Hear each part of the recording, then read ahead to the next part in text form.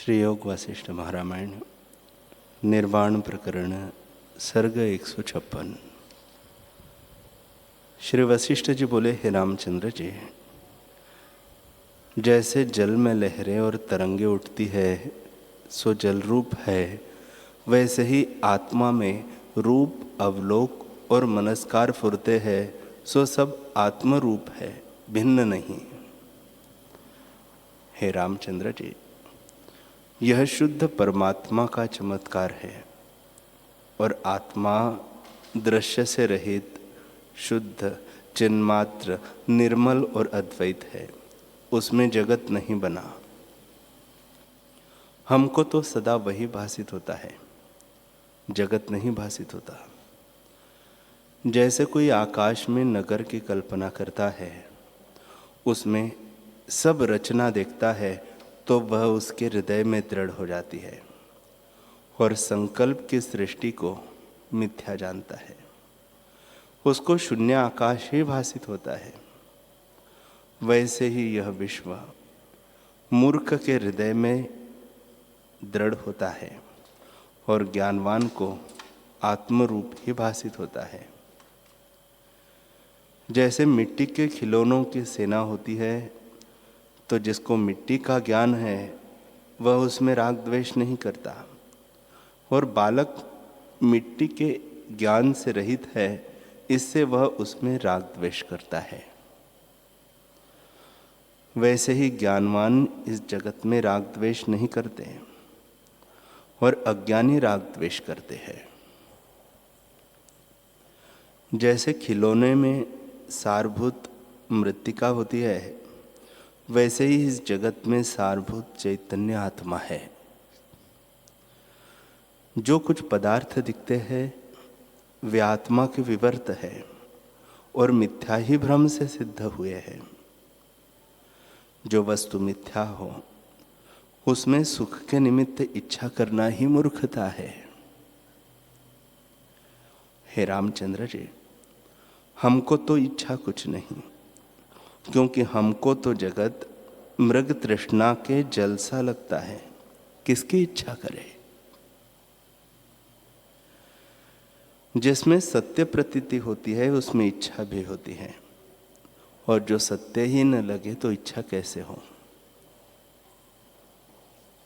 हे रामचंद्र जी, इच्छा ही बंधन है और इच्छा से रहित होने का नाम मुक्ति है।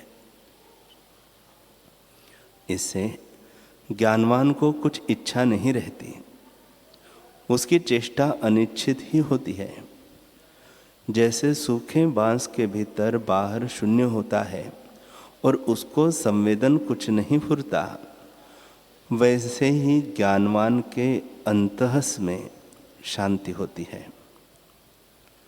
अंतस में कोई संकल्प नहीं उठता और बाहर भी कोई उपाधि नहीं, उसकी चेष्टा निसंकल्प निरुपाधि होती है। हे रामचंद्र जी, जिस पुरुष के हृदय से संसार का रस सूख गया है वह संसार समुद्र के पार हो गया। जिसका रस नहीं सूखा उसको राग द्वेष फुरते हैं, उसे संसार बंधन में पड़ा जानो। हे रामचंद्र जी, मैं तुमसे ऐसी समाधि कहता हूं जो सुख से प्राप्त हो और जिससे जीव मुक्त हो। सब इच्छाओं से रहित होना ही परम समाधि है। जिस पुरुष के मन में इच्छा उठती है उसको उपदेश भी नहीं लगता। जैसे आरसी के ऊपर मोती नहीं ठहरता, वैसे ही उसके हृदय में उपदेश नहीं ठहरता। इच्छा ही जीव को दीन करती है। इच्छा से रहित मनुष्य शांत रूप होता है, फिर शांति के लिए कुछ कर्तव्य नहीं रहता। हे रामचंद्र जी, हम तो इच्छा रहित है, इससे हमारे भीतर बाहर शांति है और हमारे लिए करने योग्य कर्तव्य कुछ नहीं। यह सब चेष्टा प्रारब्ध के अनुसार और राग द्वेष से रहित होती है। हम बोलते हैं परंतु बांसुरी की तरह है। जैसे बांसुरी अहंकार से रहित बोलती है, वैसे ही ज्ञानवान अहंकार से रहित है और स्वाद को ग्रहण करते हैं। जैसे कलछी सब व्यंजनों में डाली जाती है और उसी के द्वारा सब व्यंजन निकाले जाते हैं, परंतु उसको उनसे कुछ राग द्वेष नहीं होता। वैसे ही ज्ञानवान स्वाद लेता है। जैसे पवन भली बुरी गंध को लेता है, परंतु उसमें राग द्वेष से रहित है, वैसे ही ज्ञानवान राग द्वेष के संवेदन से रहित रहकर गंध को लेता है। और इसी प्रकार सब इंद्रियों की चेष्टा करता है, परंतु इच्छा से रहित होता है। इसी से परम सुख रूप है। जिसकी इच्छा, जिसकी चेष्टा इच्छा सहित है, तो वह परम दुखी है। हे रामचंद्र जी, जिस पुरुष को भोग रस नहीं देते वही सुखी है, और जिसको रस देते हैं, जिसकी राग से तृष्णा बढ़ती जाती है, उसको ऐसे जानो कि किसी के सिर पर आग लगे और वह उस पर बुझाने के निमित्त तृण डाले तो वह बुझती नहीं बल्कि बढ़ती जाती है। वैसे ही विषयों की इच्छा भोगने से तृप्ति नहीं होती। इच्छा ही बंधन है और इच्छा की निवृत्ति का नाम मोक्ष है। हे रामचंद्र जी, यह संसार विष का वृक्ष है, उसका बीज इच्छा है। जिसकी इच्छा बढ़ती जाती है उसका संसार बढ़ता जाता है और उससे वह बारंबार जन्म पाता है। हे रामचंद्र जी, ऐसा सुख ब्रह्मा के लोक में भी नहीं जैसा इच्छा की निवृत्ति में है, और ऐसा दुख नरक में भी नहीं जैसा इच्छा के उपजने में है। इच्छा के नाश का नाम मोक्ष है और इच्छा के उपजने का नाम बंधन है।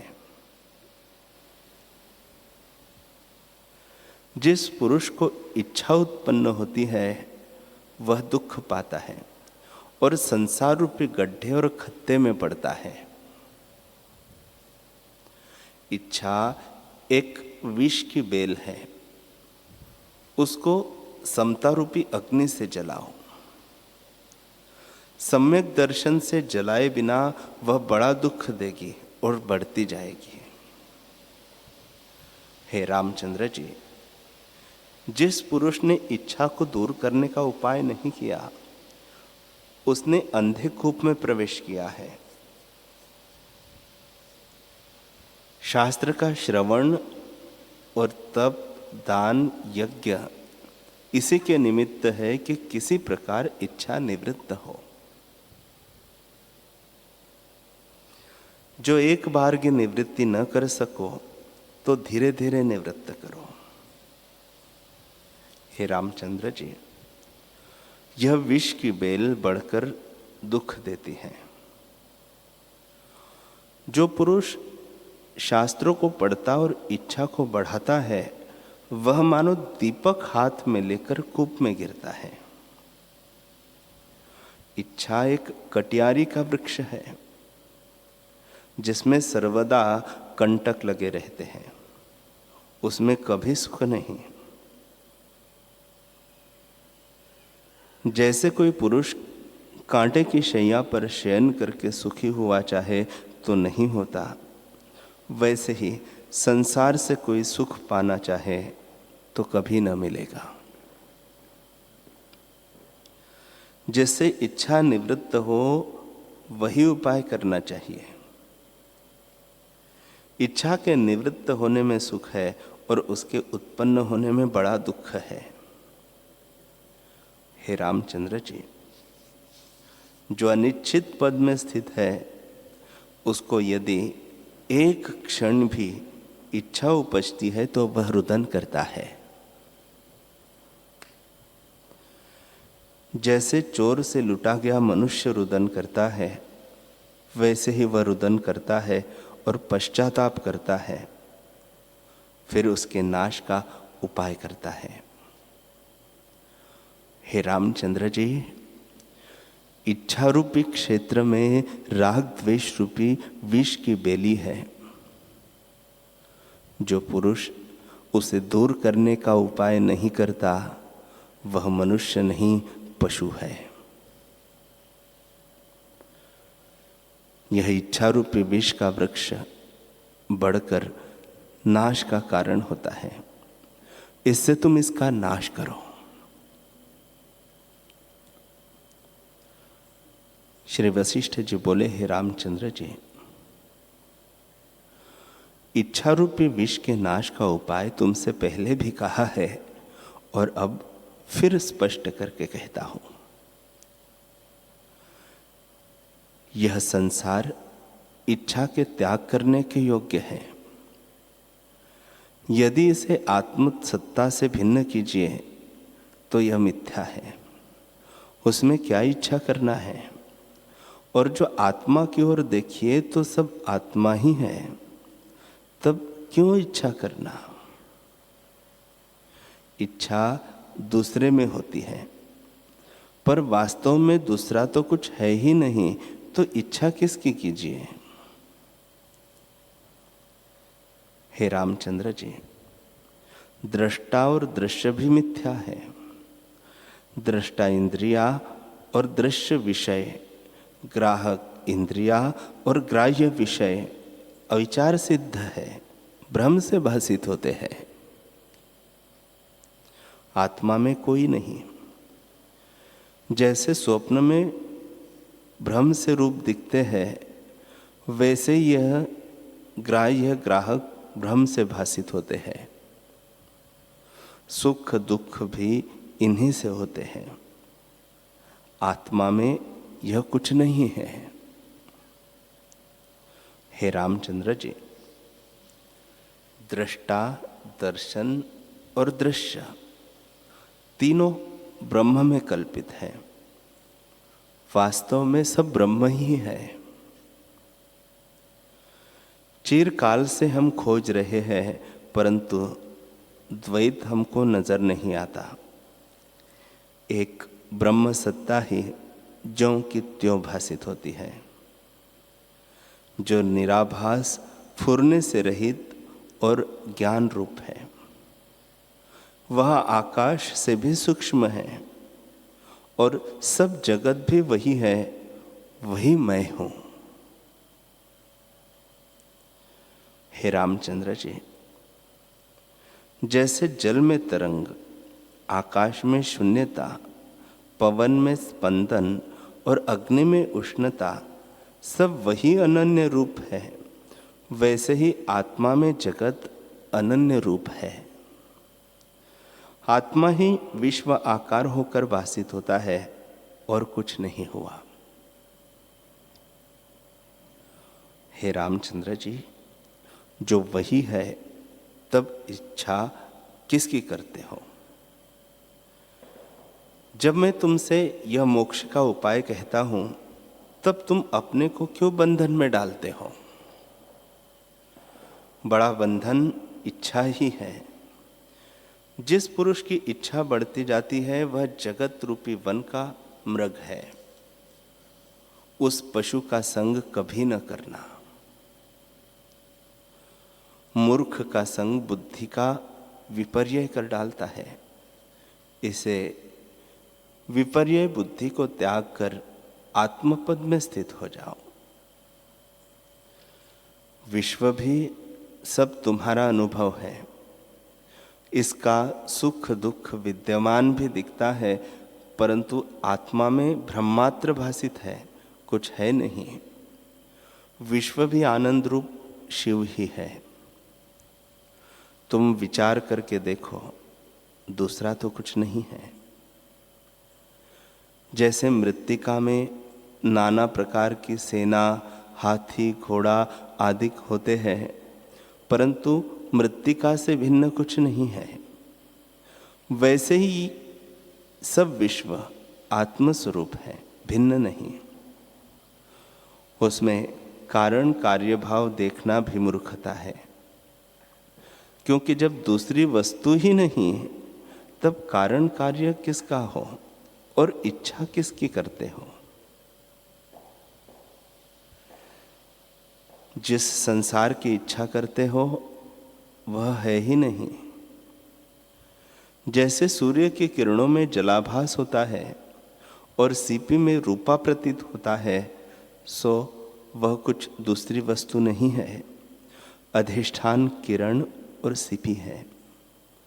वैसे ही अधिष्ठान रूप परमार्थ सत्ता ही है, न सुख है न दुख। यह जगत केवल शिव रूप है। उस शिव चिन्ह मात्र से मृत्तिका की सेना के समान अन्य कुछ नहीं, तब इच्छा कैसे उदय हो। राम जी ने पूछा, हे मुनीश्वर,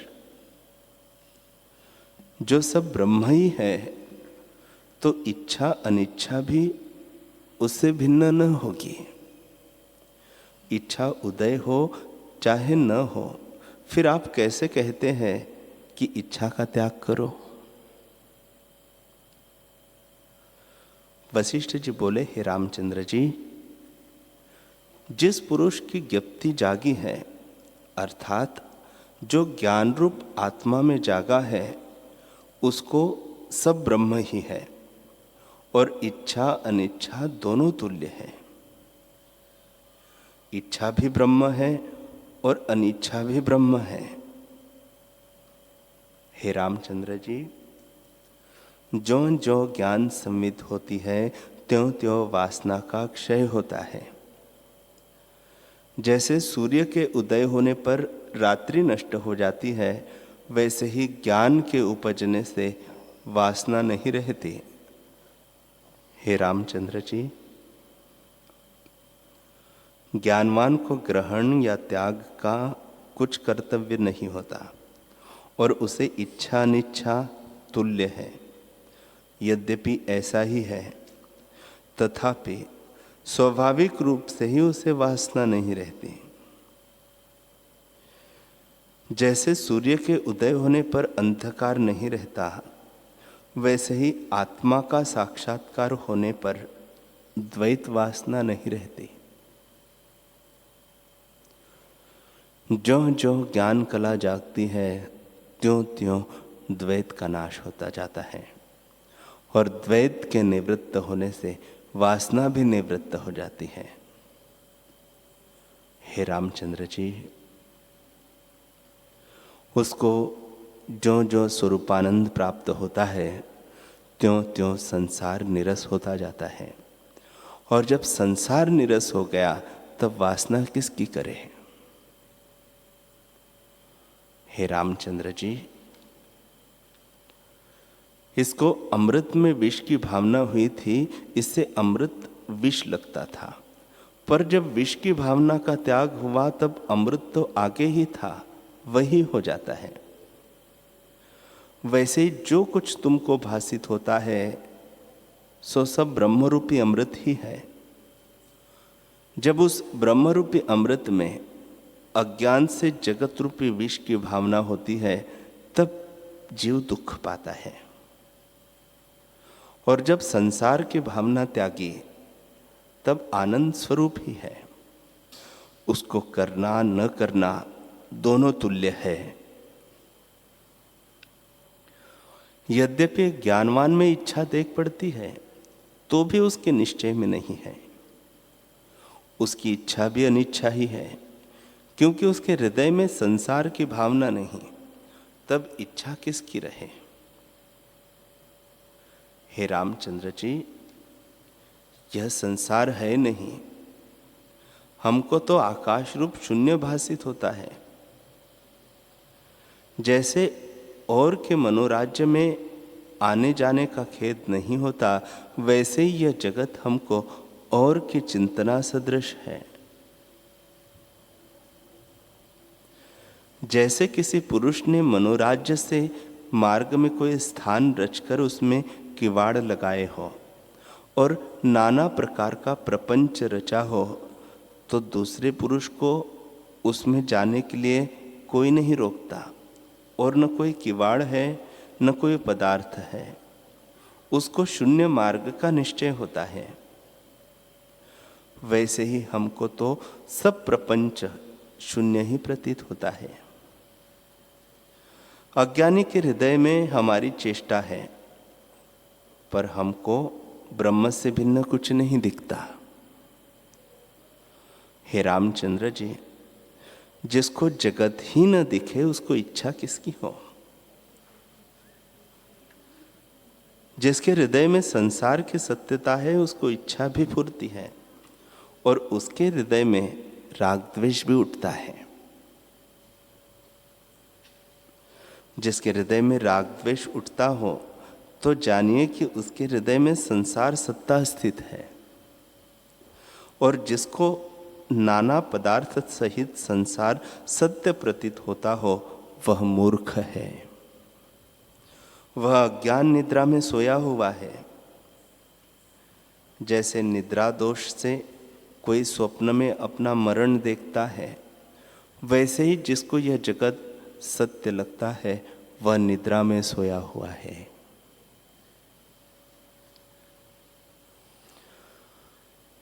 हरि ओम।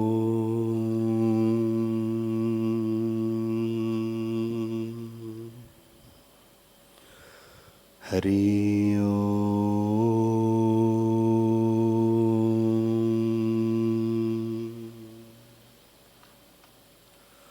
ओम सहना भवतु सहनौ भुनक्तु सह वीर्यं करवावहै तेजस्विनावधीतमस्तु मा विद्विषावहै। ओम शांति शांति शांति। श्री सद्गुरुदेव भगवान की जय।